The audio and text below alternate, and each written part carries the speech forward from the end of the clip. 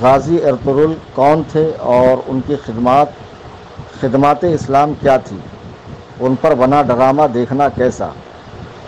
دیکھیے، یہ جو نام انہوں نے لیا ہے، ان پر آج کل ایک سیریل بنا ہوا ہے، اور سننے میں آیا ہے کہ حکومت پاکستان نے رمضان کے مہینے میں تمام سرکاری چینلوں پر اس کو نشر کیا ہے تاکہ لوگ دیکھیں، اور اس سلسلے میں کئی لوگوں نے مجھ سے رابطہ کیا فون پر، یوٹیوب پر، اور پتہ نہیں کہاں کہاں لوگ سوال کرتے ہیں تو مجھ تک وہ بات پہنچتی ہے، اور اتفاق سے آج بھی کئی لوگوں نے مجھے سوال کیا واٹس ایپ پر۔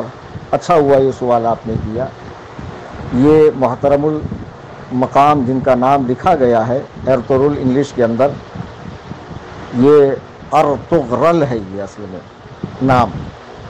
یہ ٹرکی کے رہنے والے تھے، جو موجودہ ٹرکی ہے وہاں کے، اور بڑے ولی صفت انسان تھے، بڑے نیک دل انسان تھے۔ ان کی خواہش تھی کہ پوری دنیا میں اسلامی سلطنت کا بول بالا ہو اور دنیا میں خلافت کا نظام آئے، کیونکہ جب تک امارت اور بادشاہت ہوگی لوگوں کو انصاف نہیں ملے گا، شریعت کی بالادستی نہیں ہوگی، قرآن و سنت کا آئین اور اس کی حکومت قائم نہیں ہوگی۔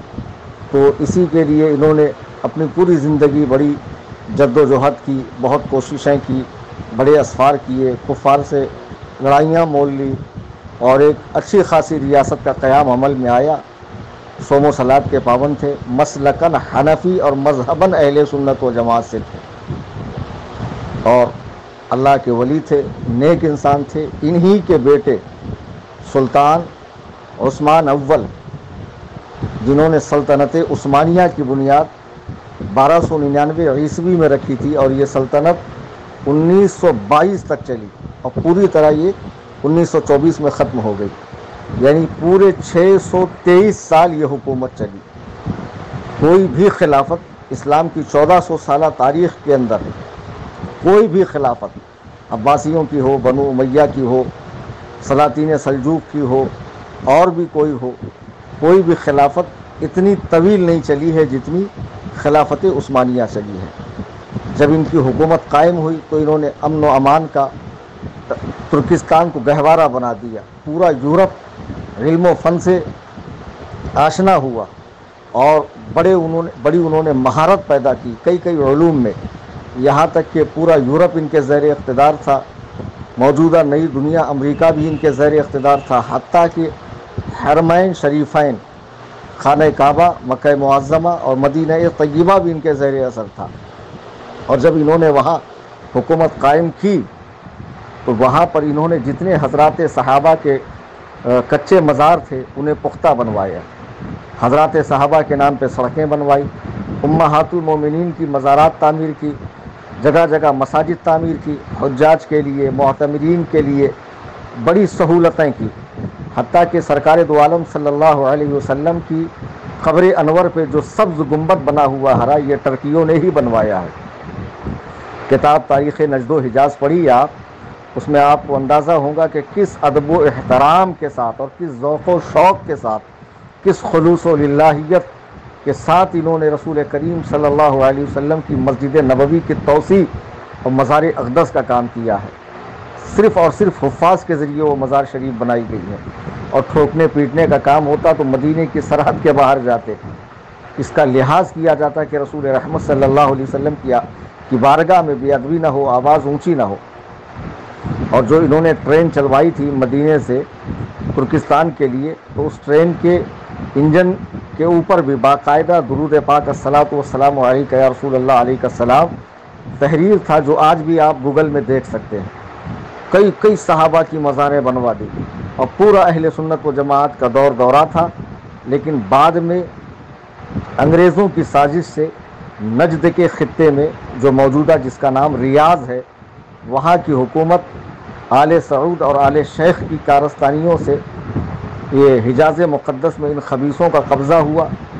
پھر آل سعود زیر اقتدار آئے اور انہوں نے عثمانیوں کا خاتمہ کیا، ٹرکیوں کا خاتمہ کیا۔ حضرات صحابہ کی مزارات جو بنی ہوئی تھی، ان پر جو گنبد تعمیر تھے، ان پر بلڈوزر چلوائے گئے، آج کا یہ سلفی 2 ٹکے کا وہابی ریال پہ رال ٹپکانے والا کہتا ہے سعودی میں تو ایسا نہیں ہوتا، سعودی میں تو یہ نہیں ہے وہ نہیں ہے۔ ان سے پوچھو یہ کب سے نہیں ہے سعودی میں؟ یہ تو 1922 کے بعد سے نہیں ہے نا، اس کے پہلے تو اہل سنت و جماعت ہی تھے وہاں پر، اور سارے عشاق انبیاء، عشاق صحابہ، عشاق اہل بیت پاک، عشاق اولیاء اللہ تھے۔ تمہاری حکومت تو وہاں اب آئی، پھر ان نجدیوں نے کیا کچھ نہیں کیا۔ آج تو حرم کعبہ بھی بند ہے، حرم مدینہ بھی بند ہے، جو کہتے ہیں صرف اللہ سے مانگو، اللہ سے ڈرو۔ آج ان کو اللہ پہ بھروسہ نہیں رہا، انہوں نے اللہ کا گھر بند کر دیا۔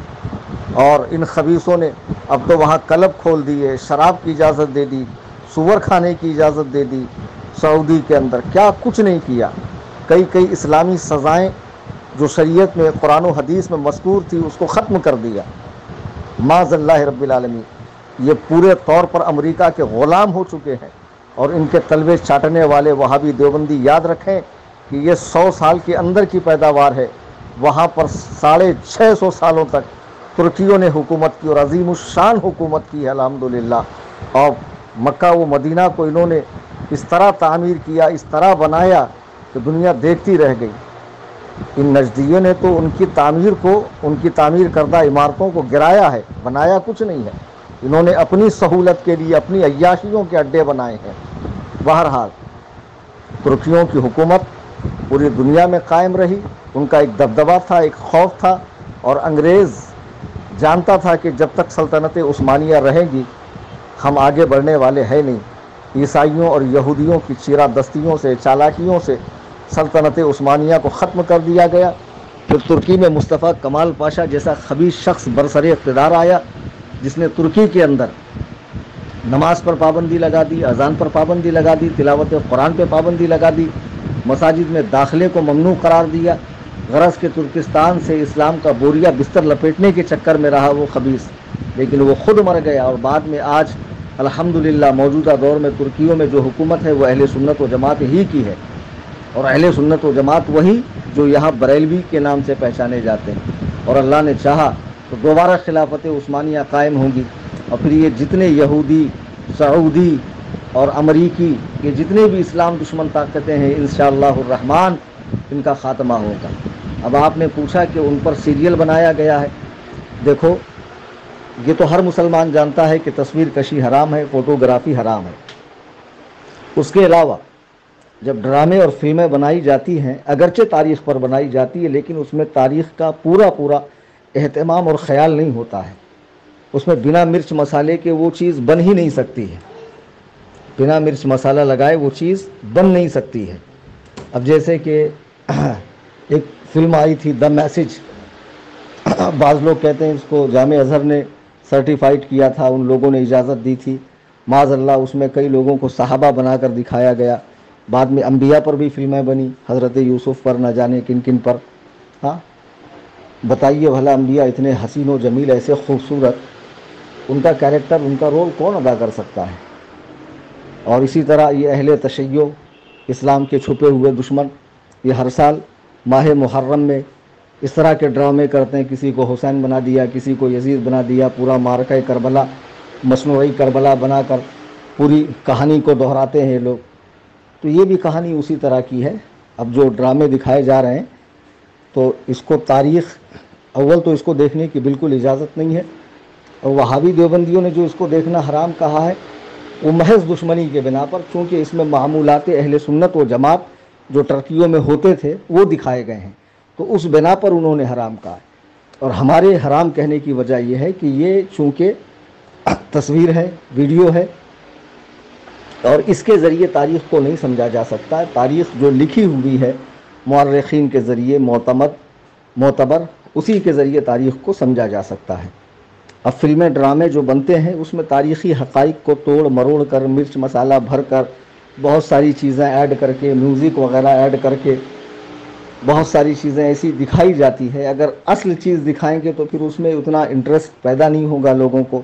آج کیا وجہ ہے کہ لوگ یہ سیریل کو بار بار دیکھنا چاہتے ہیں، دیکھ بھی رہے ہیں نیٹ فلکس پر، یوٹیوب پر، کہاں کہاں، اور ہم کو بتاتے بھی ہے کہ وہاں یہ آ رہا ہے، یہاں وہ آ رہا ہے، وہاں یہ سیریز چل رہی ہے۔ تو یہ کہنا کہ یہ دیکھ کر جہاد کا جذبہ پیدا ہوتا ہے، اسلامی تاریخ سمجھ میں آتی ہے، یہ سراسر غلط ہے، یہ نفس کا دھوکہ ہے۔ دیکھیے حضور مفتی اعظم کا ایک واقعہ میں کئی بار سنا چکا ہوں۔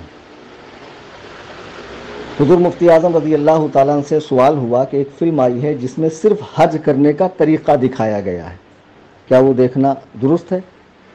حضور مفتی اعظم رضی اللہ تعالیٰ عنہ نے افسوس ظاہر فرمایا اور فرمایا کہ افسوس، اب مسلمان اپنا دین سنیما گھروں میں جا کر سیکھیں گے؟ بالکل نہیں۔ کیا علماء نہیں ہے، مدرسے نہیں ہے، جگہ جگہ مساجد نہیں ہے، مفتیان کرام نہیں ہے، دارالافتاء نہیں ہے؟ یہ ساری چیزیں جب موجود ہیں تو اپنا دین تم جا کر سنیما گھروں میں دیکھو گے؟ تو تاریخ اگر پڑھنی ہے تو کتابوں کا مطالعہ کیجئے، سلطنت عثمانیہ کی تاریخ موجود ہے، کئی کتابیں ہیں، اس میں پڑھیے۔ یہ فلموں کے ذریعے جو دکھایا جاتا ہے اس میں ہر چیز تاریخ کے مطابق نہیں ہوتی ہے، کمی بیشی ہوتی ہے، انٹرسٹ کے لیے، لوگوں کے کھچاؤ کے لیے، پاپولرٹی کے لیے بہت ساری چیزیں ایڈ کی جاتی ہے۔ تو یہ ساری چیزیں دیکھ کر تاریخ اسلام کو مت سمجھیے، نہ اسلام اس طرح پھیلا ہے، نہ حضور غریب نواز ہندوستان میں ٹی وی، مووی اور یہ ساری چیزیں لے کر آئے تھے، بلکہ وہ ایک روحانی طاقت، قرآن و سنت کا علم، شریعت و طریقت کا سنگم لے کر آئے تھے، اور اسی کے ذریعے نور اسلام کو انہوں نے پھیلایا۔ اسی طرح تمام صحابہ نے، تمام ائمہ مجتہدین نے، تمام صوفیاء کرام، اولیاء کرام نے دور و دراز کا اسفار کر کے اپنی سچی تعلیمات کے ذریعے، اپنی روحانی طاقت کے ذریعے اسلام کو دنیا کے کونے کونے میں پہنچایا ہے۔ اسلام کے پھیلنے میں ٹی وی کا، مووی کا، ان کا کوئی رول نہیں ہے۔ بہرحال یہ چیز دیکھنا بالکل ناجائز و حرام ہے، وہ اس بنا پر کہ تصویر کشی ہے، اور پھر اس کی کوئی گارنٹی نہیں ہے، چونکہ امیر وہ جن کا پر یہ ڈرامہ بنایا گیا ہے ان کی تاریخ پیدائش اور تاریخ وفات میں بھی اختلاف ہے۔ اس میں کوئی شک نہیں کہ وہ بہت بڑے ولی اللہ تھے اور ان کی بڑی خدمات ہیں، اور انہی کا بیٹا سلطنت عثمانیہ کا بانی ہے، انہی کا بیٹا عثمان اول، اور ان کا مزار بھی ترکی میں ہے۔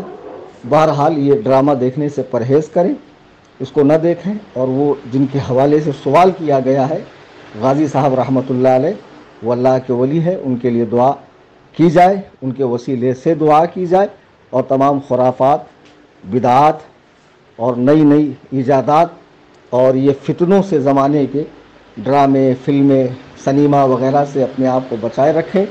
فی امان اللہ، خدا حافظ۔